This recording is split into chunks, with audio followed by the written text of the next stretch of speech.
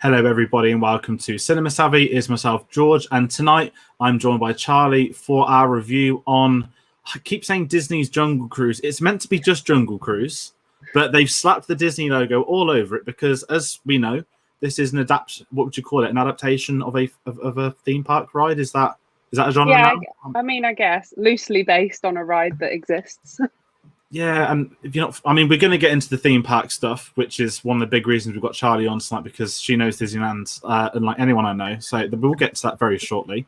But as usual, we're going to go over the socials. So this film has been out for a couple of days now around the world. You can access it anywhere on Disney Plus. Obviously, they might sue them for that. We'll get to that as well. Fingers crossed. But we want you to comment along tonight, get the spoilers out there. We're not going to do a spoiler section, but we're just going to do a free-flowing talk on the film. So if you haven't seen it, this isn't going to be the best review for you to watch of ours tonight. But if you have, of course, just comment your thoughts, a bit of everything. We're going to go through the big bits. And if you are new to the channel, or if you're wondering why aren't we talking about James Bond, we will have a James Bond video out next week and this Sunday, which we'll talk about at the end, because the James Bond fan's been great. And it's really weird to watch new releases at the cinema and then do Bond films after and do Bond films at the cinema too, which we'll get to at Goldeneye next Tuesday. But as we said, our social medias, Facebook, Cinema Savvy, Twitter at cinema_savvy, letterboxd.com/cinema savvy, and we have a T Public link in the store below, which there's a link there as well. But as we said, we're going to talk about Jungle Cruise. And as always, we've got a couple of people in the comments. We've got Carl, as always. We've got Dave. We've got Movie Dudes. Sorry, that's an Obi-Wan Kenobi quote, and I'm not going to bring that up. And we have Matt as well. So we've got a couple of people in tonight. There must be some really big fans of The Rock because he's an absolute legend. But before we get into it, I'm going to quickly ask you, because I know you're as the resident Disney fan, what were your thoughts heading into this film? Like trailers or before trailers, the hype when they announced it? I'm really curious. Well, I've been kind of excited about it since they announced it, really, because I'm a huge fan of the Pirates of the Caribbean films. And I thought it's going to kind of follow that same format and go down the same sort of road as that did. Obviously, I wasn't expecting it to be as good as Pirates of the Caribbean. That was like the best of its kind.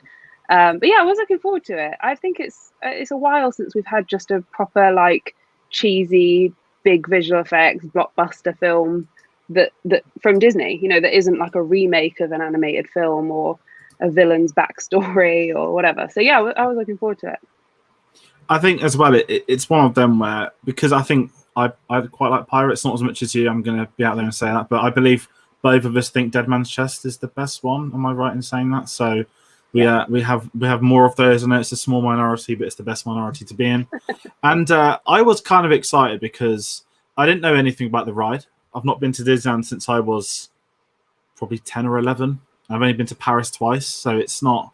I've got essentially no memories. So. Well, that's what I thought. I was like, I don't remember it. I think they've got Indiana Jones there, but the big draw for me for this was The Rock. We'll get into that later. As many people made on this channel, there was I once was in such a Rock hype where I started a series going through every film of The Rock. Never finished it for many reasons. It was way before a few of his better films, but I saw the trailers. I was like, oh god. I was like, okay, is The Rock right for this? And we'll get into that. But the other great thing is, of course, Emily Blunt, who we've also spoken about this year in A Quiet Place Part 2, who to me is the biggest coup for the film. Getting her in this, I think she's perfect. We'll get into that. But I'm going to ask you, we've actually got a quick comment from Carl I want to bring up, because, Charlie, you are not the only Disney park fan here. We have Carl there, who was there last year. He must have got in just before Corona. Yeah, I was going to say, Carl. Lucky to have got there last year. Yeah, and I'm quite envious. And speaking of Disney parks, the prices are out for the Star Wars Galactic Cruise. So you've got a spare $2,400 for each person. And I just wanted to bring that because someone somewhere is going to be able to afford it. Yeah, that's. A lot of people will. A lot of people will be able to afford it. Unfortunately, I'd go there. That's the thing. Like, I'd like to save up for it, but at the same time, you have to be in like groups of 2 minimum, and I don't think I can afford to share it with someone else. So that's my part done. I'm just gonna have a cabin for 2 for myself. As we keep saying, it's probably the best way to do it, though. Like, yeah, I don't want to have to share that experience. You don't want kids there. They'll just do my head in. Anyway, I've done a Disney park on my own before, and it's pretty good fun. I have to admit. That's the thing. I'd imagine it'd be fun. I feel like a pedo. Not gonna lie, completely off conversation. But you know how people are. Anyway, as we said, we're talking Jungle Cruise. Let's actually kick off this part. I really want to rant about that Star Wars thing, but I can't. The Rock and Emily, I keep calling her Emily Cruz. I don't know why, it's happened a few times today, but Emily Blunt. I was shocked at their chemistry. Let's just talk about those two together properly, because they're the selling point for me personally of the whole film, was seeing DC with each other. And I thought they were both fantastic. I think if you didn't, I mean, obviously she's married and he's in a relationship as well, but you would think they're an item because of how good their chemistry was. Like, there's something like unnaturally about how excellent they both were. And I can't really pick a standout from the pair of them. I think they were both great. I think The Rock is fantastic at being The Rock still. I'm not going to say he's sort of done a Batista in Blade Runner yet. Hopefully one day we can say something like that, but you know what you're going to get when you go in and see The Rock. You know he's physical, you know he can crack jokes. Obviously, we'll talk about the dad jokes in a bit, but they sort of don't stop, and I'm there for it. Like, they just keep doing more and more of them. But I think the pair of them, the film can't work without either of them. And I don't think the pair could have done it with other people. Like, I don't see anyone else playing the roles they both had as well. Yeah, I mean, I thought when they first announced the casting for The Rock, I was like, oh, of course it is. Like, he's Disney's favorite person at the moment. And I thought he's a really weird choice, because the Jungle Cruise is supposed to be like this, like, quiet family ride. You know, it's very, I don't know, he's a bit too, like, big and burly and very loud and very energetic and massive. You know, like, he's not a tiny little quiet man. But I was proved so wrong, because, like you say, the chemistry that they had together was so real, you know, and I didn't expect the story to go the way it went with the two characters, but I had no problem with it. It just kind of flowed really nicely, and it's down to the way that they performed together. Yeah, I think as well. I want to bring up a quick comment by Carl as well. Did like how they kept the one-liners from the ride, the back of the water. So this is kind of where I'm going to like get a bit of Q&A going. The first like 20 minutes with The Rock, that feels like a theme park ride, and that's a compliment. That's not like a criticism. It felt like a ride. I'm imagining that is the biggest chunk that's referencing the ride or what you're going to get when you go to Disney World. Yeah, so that whole sequence where he's got all the rich people on the boat and giving them a tour of the river, that is the exact script from the ride put into the film. They didn't mess about. They knew exactly what the fans wanted to see. The backside of water is the most famous joke from the ride. Doesn't make any sense, but it's absolutely hilarious, you know. So they were just like, do you know what, it's going to work. So it's been working at the parks for 70 odd years, or however long that park's even been there now, and they put it into the film, and it was exactly me and my friends. I went to see it with the girls that I go to Disney with. It seemed appropriate for us all to go and see it together, and we were just like literally cheering when he said the backside of water. We were like, this is what we came for. This is the film that we wanted to see. So I'm glad that they kind of put it all in as a tour, as he was the skipper of that tour, and they kept the script exactly the same. I think it was a really, really nice touch. No, exactly. And I think as well, again, Pirates, I've never been on the ride, so I can't say how accurate that was. I know it was accurate, but yeah, I think with this one, it feels like the way we are as, like, not film industry, but the way films are now, where you can adapt Marvel comics, you can adapt anything, essentially. It's probably easier to do a ride now than it was back in 2003. Obviously, we had the other big one, would you say, is Tomorrowland? I know that's a section of Disneyland, and yeah, the biggest criticism of that was that you only went there for like 10 minutes in the film. Yeah, I think Tomorrowland managed to keep the aesthetic the same as it is in the park, but there's no story behind that in the park, because, like you said, it's just a land. Pirates kept a lot of the same features from the ride in the first film, actually into the second film as well, which is really nice. The other one they did was the Haunted Mansion, which I know is getting a reboot in the next few years, but actually I really like the Eddie Murphy film, and that did the same thing. It kept a lot of the same dialogue from the ride. It kept the same song that's in the ride. And I think these films, particularly ones that are based on the rides from the parks, they are being made for people who know the parks. So they are doing exactly what they set out to do, and they work. You know, they make a lot of money. They're very entertaining, and I don't see why they should bother changing that, really. Yeah, and I think really quickly before we get into the film a bit more, Pirates of the Caribbean, we know there's going to be a new one. and we know that the new main character obviously isn't going to be Johnny, but the character is from the ride as well, which you also know a lot more about. So as you said, that if Disney is starting to tailor things to use it more, obviously that's always, I think, a good thing, because you can bring in a new audience. And I'd imagine, let's say I was in Disney World tomorrow, I'd go on Jungle Cruise. I'd be like, oh yeah, that's there, and that's the exciting bit, that it's kind of free marketing. Well, obviously they're paying to make it still, but it's one of them where they work hand in hand, and I'd imagine they'll probably update the ride as well to get a bit more of what the film dipped into, mainly because a really big thing about the film, before we talk about some more characters, and actually mention like the genres, every single review I saw said this is like Indiana Jones meets Pirates of the Caribbean, and when a phrase is said so much you're bored of it, and I went in and I couldn't shake it, either of them, in a really good way, that I felt like I was watching a kind of like everything with Emily Blunt, and this is the character of Lily, it's just really hard not to see Emily Blunt. That feels like an Indiana Jones setup, that you've got the explorer, that she's got this artifact and she's going on a mission to, to solve something, to find something, and on that journey she comes into play with the Rock, and that's where the Pirates of the Caribbean thing kicks off. It's like there's the sort of the unofficial guide that is helping a protagonist, and the whole sort of family, I'd call it a family sort of friendly like adventure film. And I think adventure's thrown around so much these days with action adventure, but this feels like an old school, like, not that they swing through vines in this one, but this is very much like, if I was sort of 8 or 9 years old, this would be like mega for me. This would be like one of the most exciting films, because that's the audience. Their primary audience is families, and I absolutely love what they've done with it. And I think the genres worked, that they didn't delve too far into adventure or too far into action. There was always a counterbalance between the two, I think, to make the tone lighter, to make it again more watchable, more enjoyable for younger people. Yeah, it definitely has that kind of like 90s Spielberg feel about it. Like that there's no, I mean, there's villain characters, but it's not scary, and it's got a lot of like fantasy elements, but it's not sci-fi. It's just a really good family adventure film with great characters, a great script, a great story, and based on something that's loved by a lot of people all over the world already. So yeah, I think they were off to a winner right from the start. No, definitely. And what I want to quickly touch upon as well, before we get to the villains, we haven't really spoke about Jack Whitehall, who is a very interesting one. So I used to watch, I think it's called Bad Education. When he broke through, I was a massive fan of him. Obviously, me and you, we've done like red carpets, we've done conventions. So I think he was the very first celebrity I ever met, which was really weird, because when I think about it now, it's crazy, but it was just like coincidence at a football game. Because he's an Arsenal fan, and it's the best team to support. So, well, not best, but it was really random. But I was on such a high at the time, because that was when he was up and coming.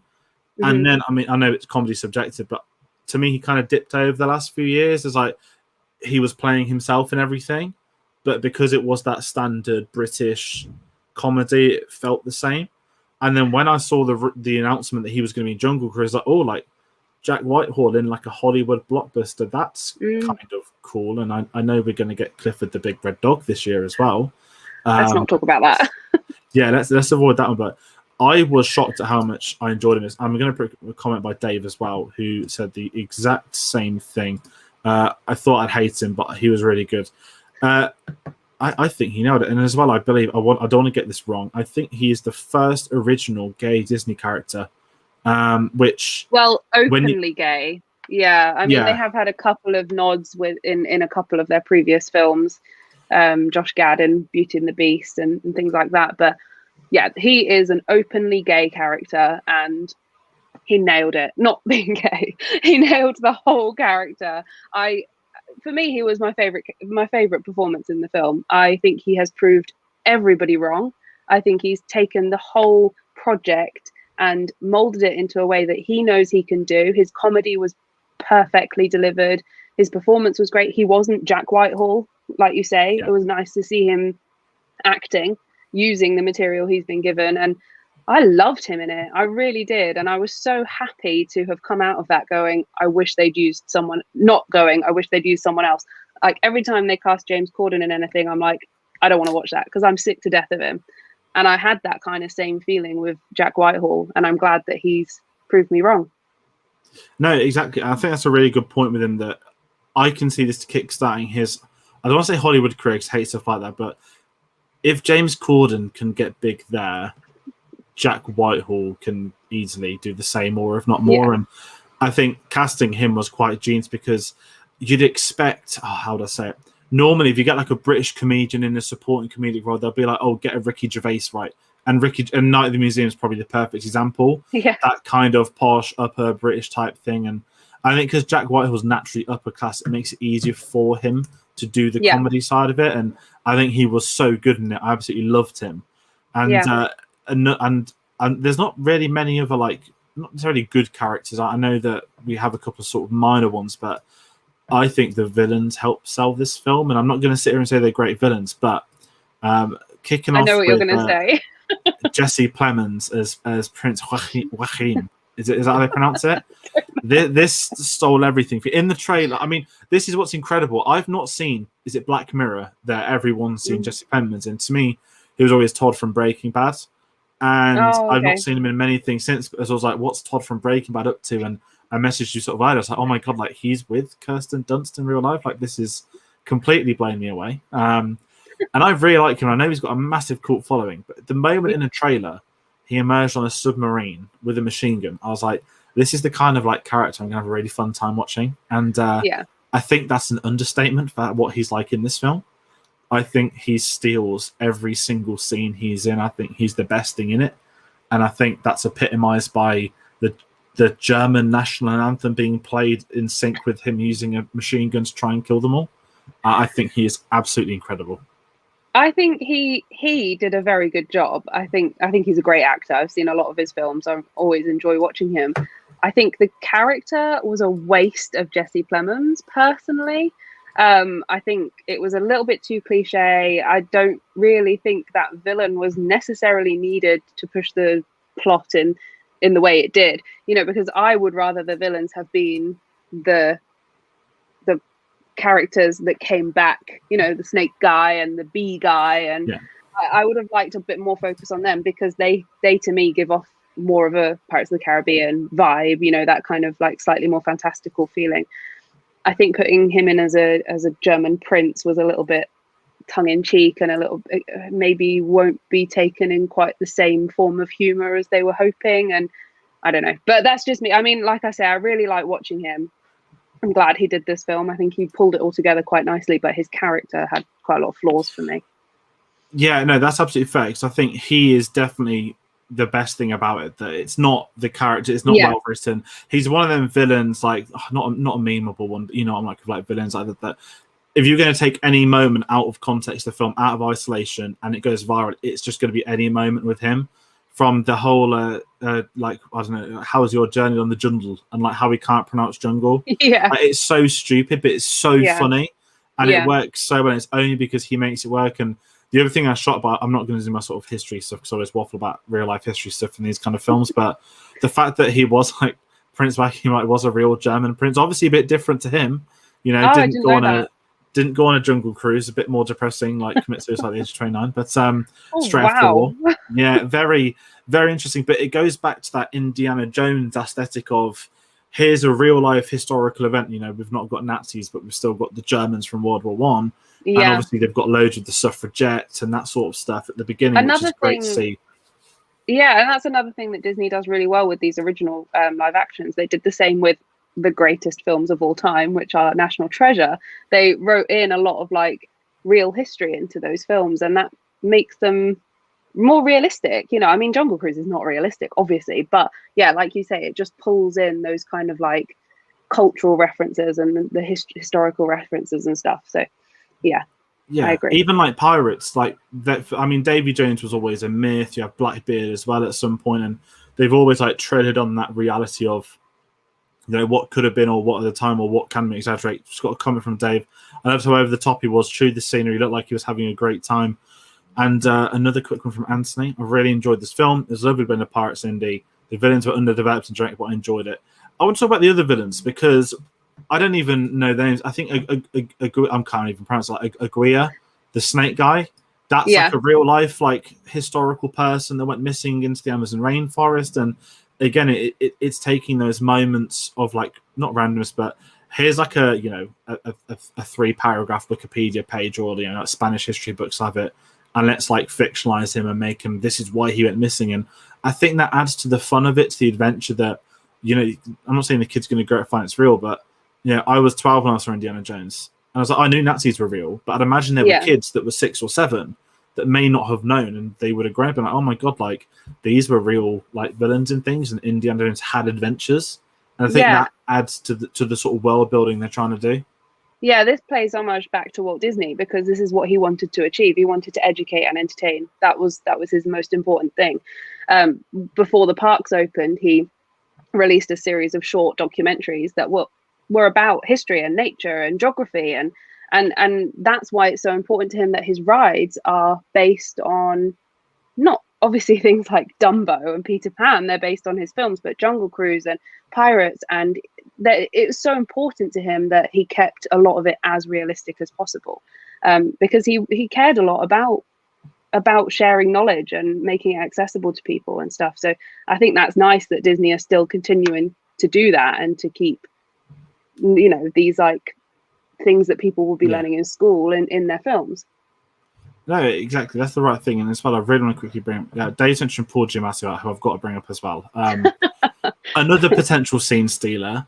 I've read something behind the scenes, which is so obviously he kind of feels like Don Corleone or something. Like, you can tell he's absolutely loving his time on set. And I read an interview this week where he said that he asked them if he could have a real monkey to light his cigar.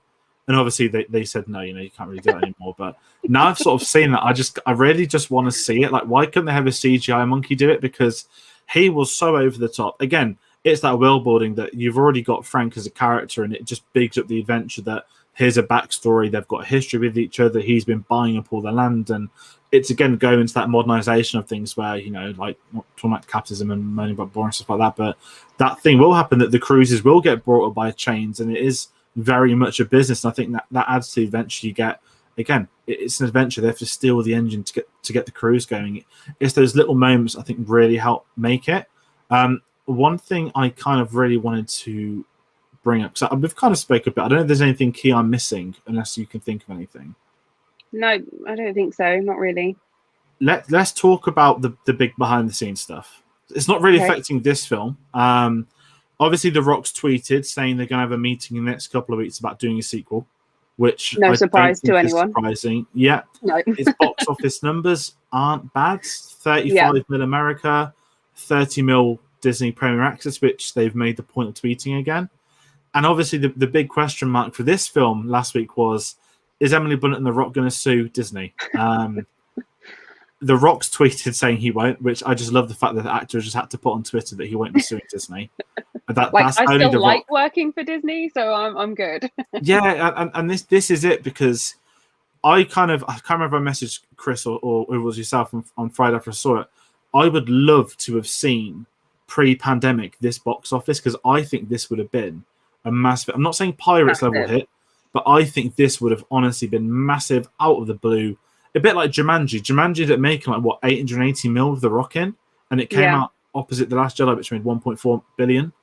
And people kept coming back, and I think Jungle Cruise was the perfect family summer blockbuster where people would go and see across the cinema over the weeks. And it's a really fascinating one that we're not going to get those box office comparisons, but I'm all up for a. I don't know what they can do. I don't know if you know they've missed things off the ride they could do, but it's I mean the ride. Yeah, there is things that they could include. The ride is actually set in Africa, whereas obviously this film is set in South America, so they could always go to Africa, set up a new Jungle Cruise. I don't know. I don't know what they'll do with it. I don't know where they'll take the story. But with Pirates of the Caribbean, the first film is primarily the ride, and then they took the story off to do new things. So there's no reason why they couldn't just leave what we've got in this film from the ride and then see where they go with the story. But I mean, I'm up for it. I'd go and see it without a doubt.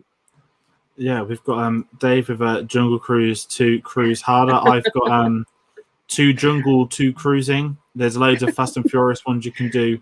The Jungle Saga. There's a lot of potential. Also, Cole, I saw this on Friday afternoon, and it's the biggest in the cinema ranges. This is fantastic. So, Cole watched The Suicide Squad, and he said he had an empty screening. There were 7 people in my Jungle Cruise screening. It was 5:20 at the IMAX, so it was past afternoon before dinner. And then my Suicide Squad showing was full at 8:30. But I can imagine the screenings across the day being absolutely rammed. It's the summer holidays. The kids are off as well.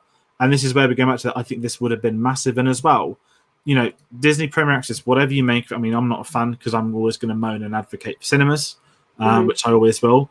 But I completely understand the people with families who are going to say $30 to go to the cinema.